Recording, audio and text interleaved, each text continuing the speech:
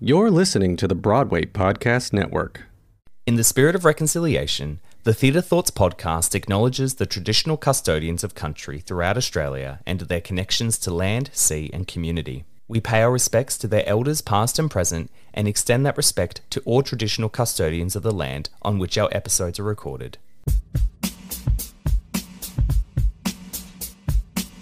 We had a week of music rehearsals, which was like necessary, and everyone got to see each other's moments. And Okay.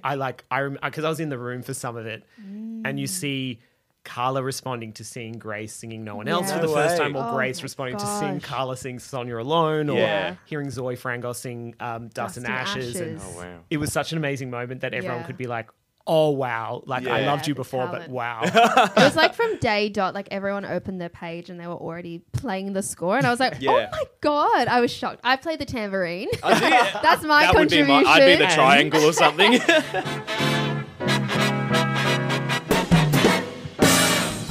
Welcome back to a new episode of the Theatre Thoughts podcast, hosted by myself, Justin Clark, and featuring an array of Australia's best and brightest in the theatre industry and beyond. You can get full access to the podcast by signing up to our monthly email and joining the Theatre Thoughts Patreon community for as little as $3 a month. All the details can be found by heading over to our Instagram account at TheatreThoughtsAUS or our official podcast Instagram at ttpod_official. Let us know what you think of this episode by giving us a rating wherever you get your podcasts.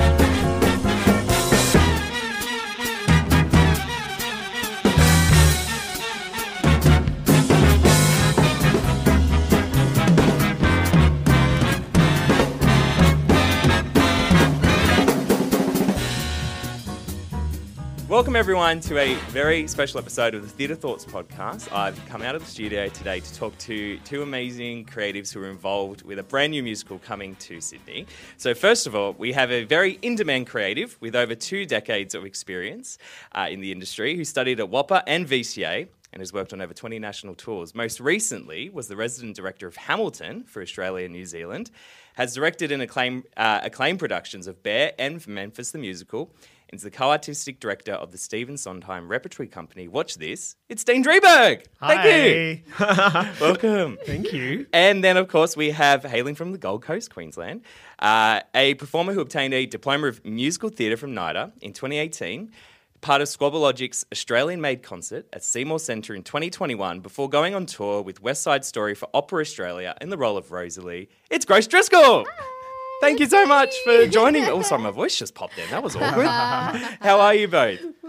Good. I mean, we've just finished a very long day of rehearsing a lot thank you of so much for things. coming on. Oh, no, so good. So, I think we're tired. We're tired, but excited and happy to be here. Yeah, it's great. And so it's obviously the production we're talking about is Natasha, Pierre and the Great Comet of 1812. Ooh, all in one breath. Well done. I know. Woo, my. So I guess the first thing I want to ask is about the production itself, because this is relatively new in terms of like the musical theatre world. I guess the one that people would know it from is from Broadway with Josh Groban, who was in it. And so could you kind of just, like, I guess, give me a short snapshot of the show for context? Yeah. Oh, my gosh.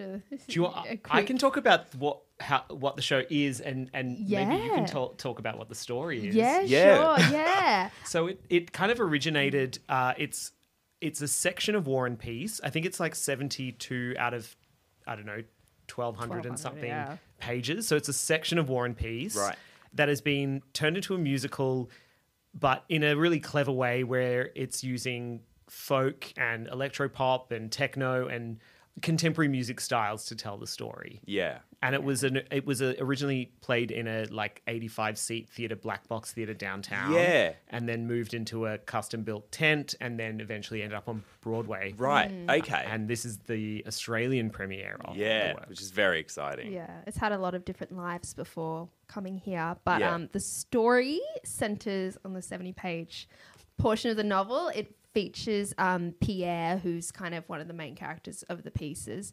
He's like going through an existential crisis and just like questioning life, I suppose.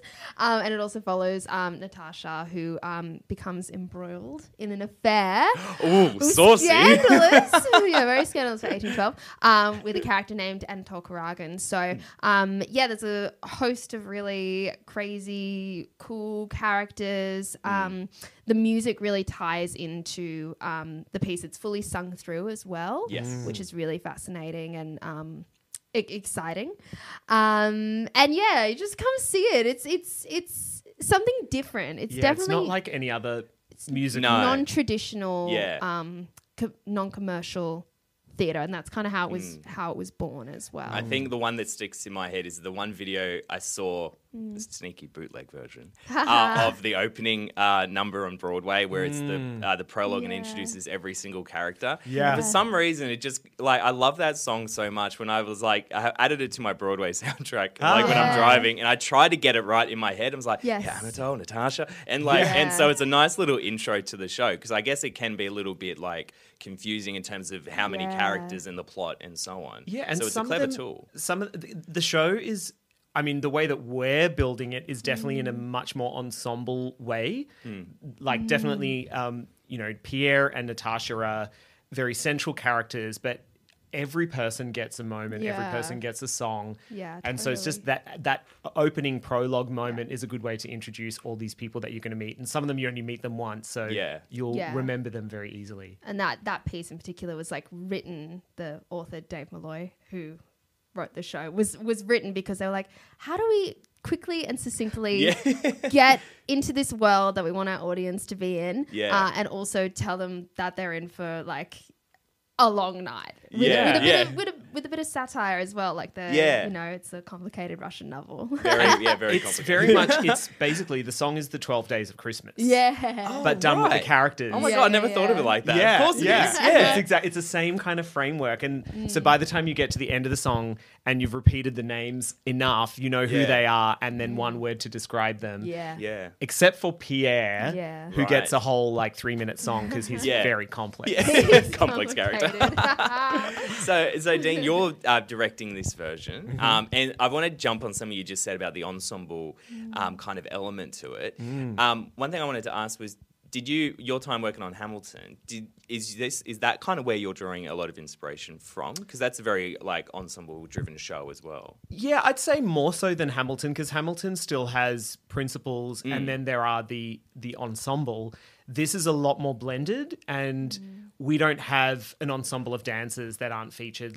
Every single person on the stage has a moment. They're all named characters, and people are a lot more active in scenes, even if there's only a couple of people singing, or what seems to be only a couple of people focused in a scene. The ensemble is still working to kind of create that scene. Yeah. And sometimes, the lines are blurred as to, are they still that character, or are they now townsfolk number 3. Right. Yeah. So, and in our production as well, all the actors playing the music as well.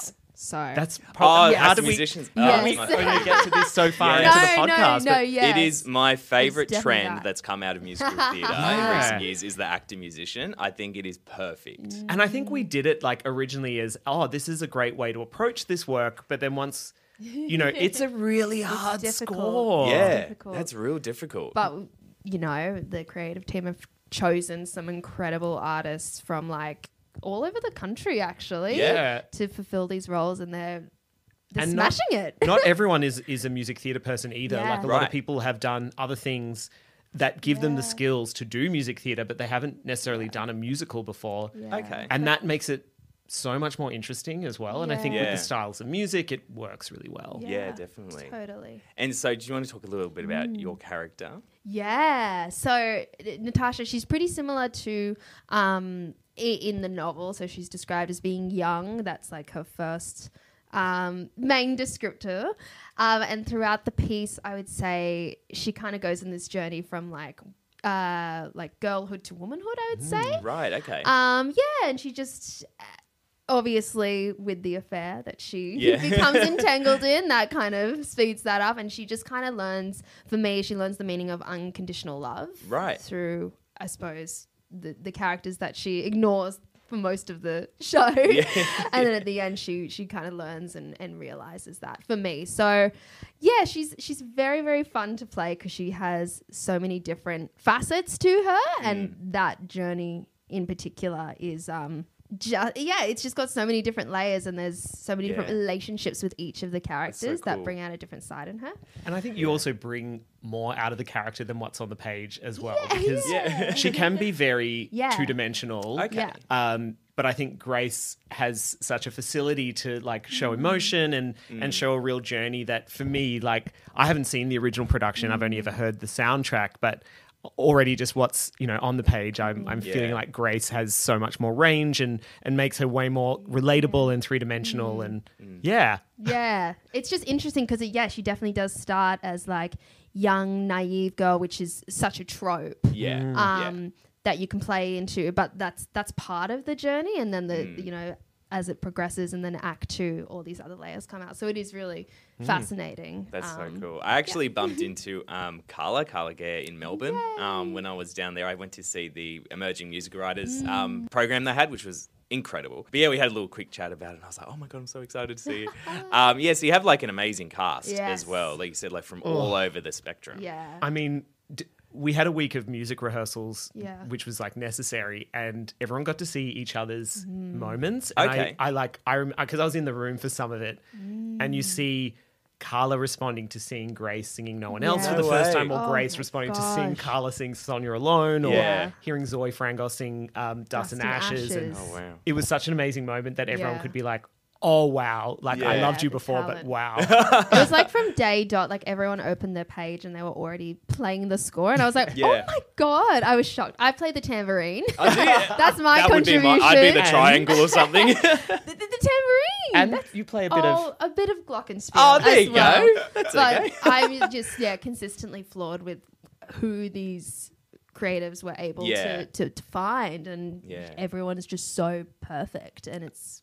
I feel like shows like this, I often say, like, I'd love to be a fly on the wall in, like, a professional rehearsal, and I just love to just sit there and just be, like, just kind of watching and taking everything in, because, like, actor, musician sort of performances and the way you've spoken about it as well just seems fascinating to me. It's something that I would just, like, can never comprehend in my mind. Yeah. And I love it. I love seeing it on stage. One thing I did want to ask, why this one and why now? That's how I start every creative process. It's literally those two questions. That's awesome. I had come across the piece. I remember reading about it and seeing images when it was off Broadway. And this is probably once it was in the tent, and reading about this, immersive production and how it used different music styles, and it was about a historic piece. And I thought, oh, that sounds really interesting. And then I was in New York and it had closed, so I missed it, and friends had seen it and they're like, it's incredible. And then it went to Broadway, but again, I missed it. Like every time I was there, it had just, one version had closed, so I never got to see it. And then that Broadway version was very short-lived, so my first experience with it was listening to the soundtrack, and I just remember hearing it, thinking, oh, I'll never see this show, so I'll listen to it and see what it's about. And I was really drawn in by the music, firstly, and how innovative it was to use a score. Like, so much so, there was a point when I was listening to it and I thought I'd like, how your Apple Music is playing something and then it finishes and it skips to something else? Yes. I thought that had happened because all of a sudden was this like different style of music that I'm like, this I know can't exactly possibly what be... you're talking about, because I thought that from the prologue to Pierre's first song. I was like, this doesn't connect, surely. No, sorry, continue. It was just such a stylistic leap, and I was like, oh no, this is all in the one show.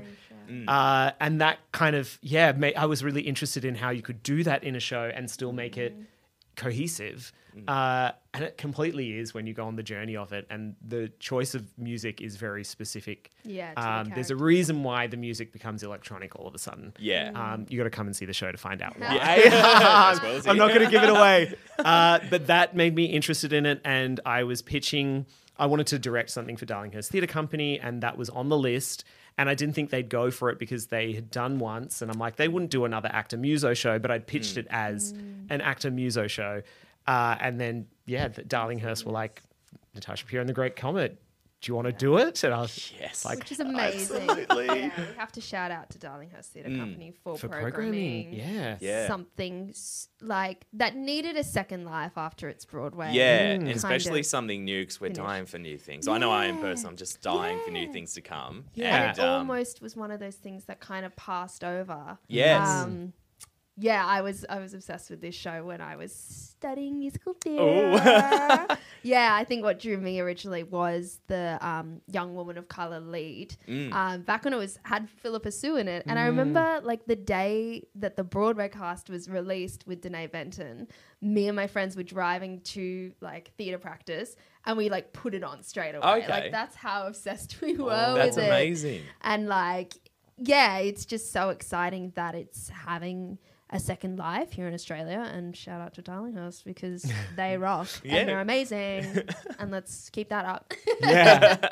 More programming of works like this. And Yeah. Love that. Did you want to talk, Grace, quickly about, I guess, like your background coming up to this? Because you've had I was like doing my research like before I come, and I was just like, oh, you've had a fascinating like couple of years, like leading up to this point. Yeah, I mean, this is certainly like kind of the next step, I would say, career-wise, which is really exciting. I started on the Gold Coast, and then I studied over at NIDA in 2018. And from there, I just kind of hustled and heard a lot of no's, as a lot of people do when they finish uni. Yeah. And then I got my first job, which was The Secret Garden. Yes. Which was, of course, cancelled because of COVID. Yeah, I think actually I was at the media day for that. Oh, Yeah. Amazing. Yeah, I cried the media day. No, don't blame But you. it was actually a really interesting year, 2020, because I got to meet Dean. Yeah, we've got a backstory. Oh, we've got okay. a backstory. Love that. Over Zoom, actually. It was a while until we met each other. But I got to meet people like Dean and so many other amazing creatives and artists that year. So it actually was quite a pivotal year, 2020. And since then, I kind of just toured with a few shows, West Side Story, Go from North Country, and then came back to Sydney, and then this popped up, which is, incredibly exciting. It's basically a dream role, a dream show. Yeah, So congratulations. yeah, I mean, thank you again to Darlinghurst and to everyone. Like, it really takes a village, as we know with these things. It takes a vision, and it takes money. And it takes so many different creatives and the people that Dean has assembled as well in terms of like design. I mean, the first person when Darlinghurst were like, yep, we're going to do this. Yeah. The first person I thought to cast was Grace. No way. Like that's literally amazing. when I was like, who, you always try and wish list it when you're casting a show. Yeah. And starting with Natasha, like who can play Natasha?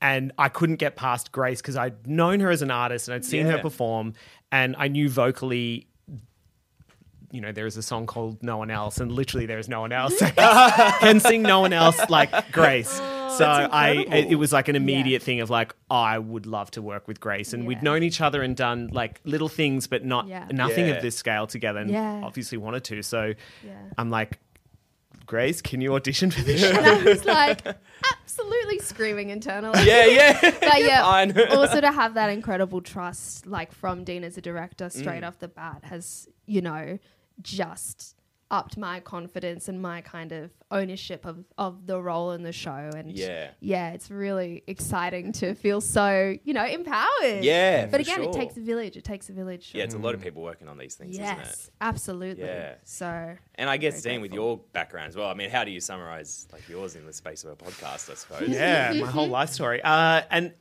it's funny because I feel like my life has been these two separate things that one led to the other, because I started as a performer originally, and I used to perform professionally when I was in high school, like as a kid, and I was touring and doing TV and all of that. And that was, I was very kind of focused on being a performer, and I studied music theatre at WAPA for a year, and I went to VCA and I did shows, and then it was like the inconsistency of work as a performer, which led me to think about how else I could make a way into this industry, and that was behind the scenes. Right, And yeah. it then took a while for me to get to directing, because I was trying other things like being a producer and I thought that was what I wanted to do, but it wasn't creative enough for me, and it didn't fill that same desire that I had, or the same kind of creative outlet that I had as a performer. Yeah. And it was working in the room with so many great directors that I was like, that is what I want to do. And yeah, I got an opportunity to start directing, and it really just snowballed. And it was like I did one show, and that led me to be booked for another show and another show and another show. And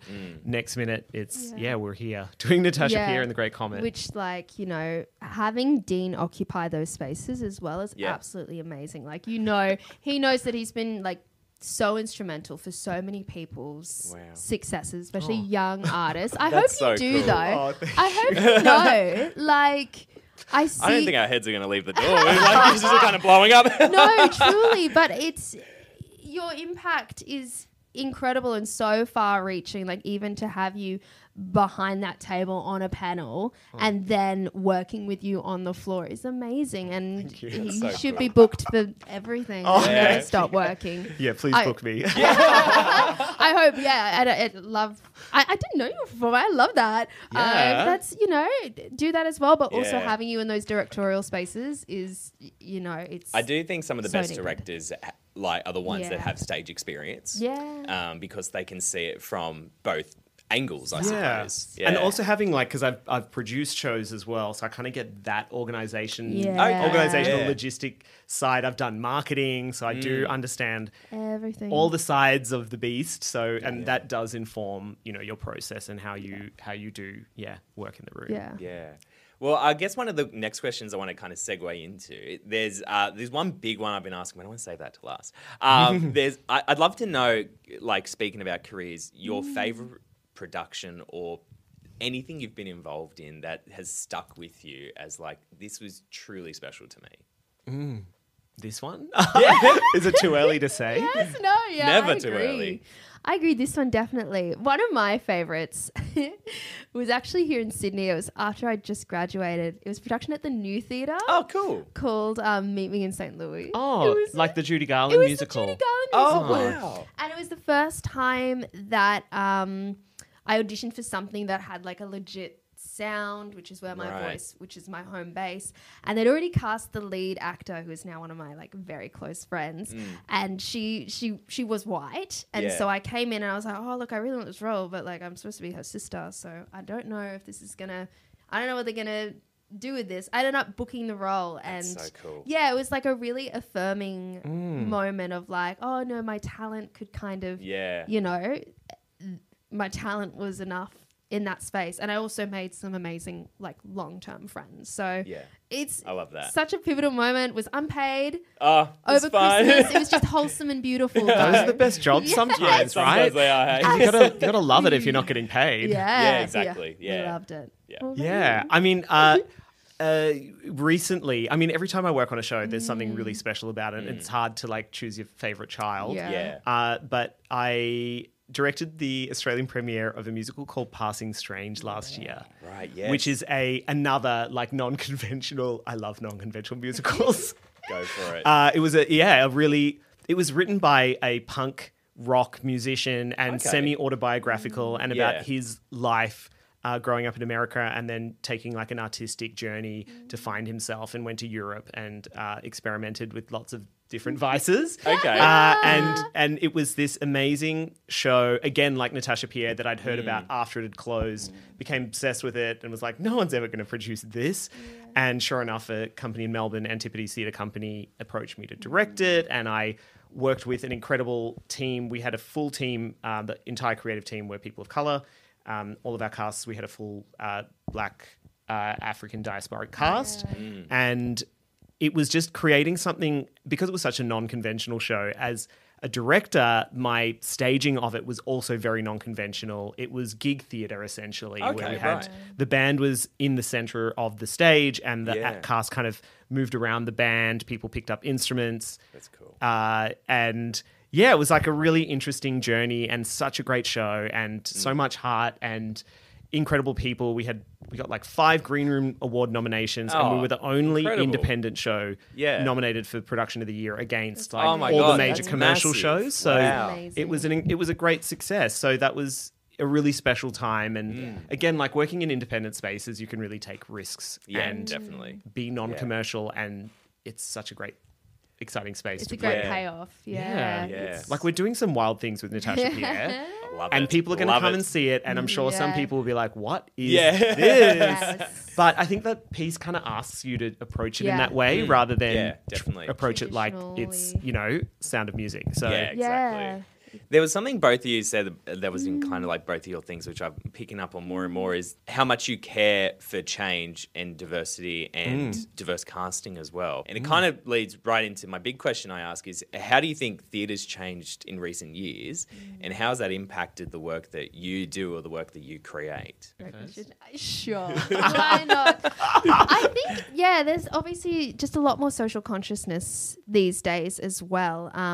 Things like mental health awareness as well when it comes to the arts. You know that I'm a big advocate for things like that. Yeah, that old saying that the show must go on no matter what these days. You know, we're kind of re-navigating that, deciding what that means to us is because we're artists and performing is our job or the directing or being creative is our job, but we're also people as well. Yeah. So I think coming from that perspective when approaching projects or things is really important. And I think that's a new direction for us as well. And in terms of the social consciousness, things like consent, which is wild to me that maybe even just a few years ago, you know, there wasn't such things as intimacy practices and intimacy guidelines. Yeah. I've had this conversation like heaps of times and I think it was only a few years ago that I first saw the term like intimacy coordinator. And then I've just kept seeing it and I had to finally asked someone, I was like, sorry, is this new or has this always just been here but no one's ever like approached it before? Yeah, totally. So things like that, which I don't know if I take it for granted now, but I'm like, oh, this should be normal. Like this is the expectation. Yeah, absolutely. And I think that's part of like, if we're going to create change in the industry, it's about doing it and making sure that we're creating safe spaces so that we can all exist together. And that's why, the intimacy workshops are incredible. Shout out to Bailey Turner from Creative Consent. Look her up on Instagram and on the internet. We've been working with Bailey as a consultant on this show. Okay. And we even we started on day one with a workshop with Bailey and conversations around gender identity and consent and up-rolling and de-rolling. And it was such a great way to start a process of a show because it meant that we were all equalized. We all had an agreement on language that we used in the room. Yeah. And it just meant that from then on, no one needs to be scared about making a mistake or, you know, we always have protocols for consent so that we don't do the wrong thing, and if we do, there's also a process of like how we address that.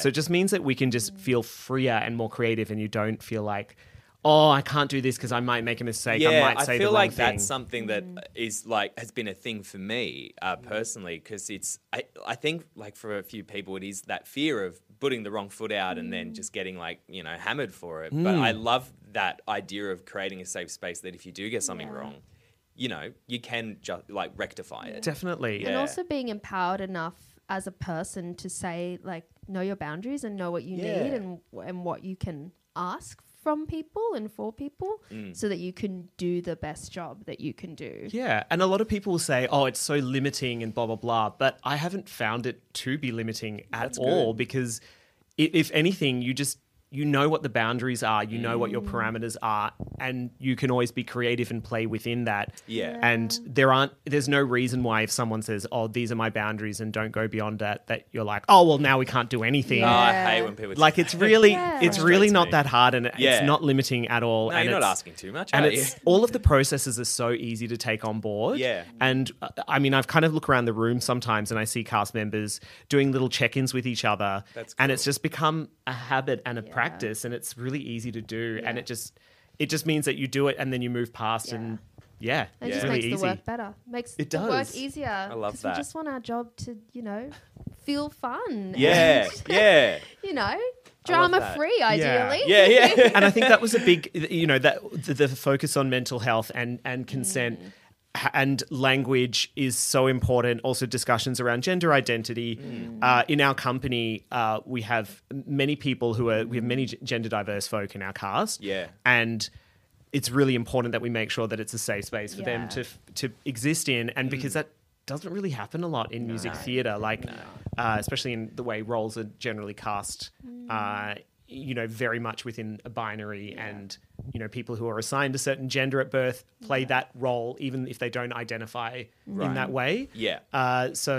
Like it feels really important to be breaking ground there and inviting more people into the space to bring more of themselves to something and not only part of themselves.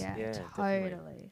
I love that question because every single person I ask has a different answer, and it never goes the way I think it will. And I love it. I love it so much. So thank you so much for that. That was amazing. I would like to wrap up by doing our 1 minute theatre thoughts question. Yes. Fun. That's amazing. Okay. Let's go. Cool. Okay. So the way it generally works is like we'll do, because there's both of you, we'll do one question and then one answer. Okay. You're going first, by the way, for all of them. Yeah, there you go. And then we'll just see like how many we can kind of crack out in a minute, I suppose. Okay.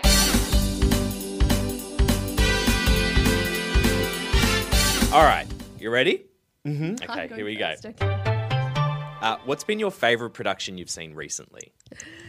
The Lucky Country. I was going to say The Lucky Country too. I think that's mine as well. Lucky Country video making at the Hayes Theatre. But before that, also Julia at STC. Oh, I didn't see STC that. at the Opera House. Okay, I missed that. Fantastic. It was a beautiful play. Yeah.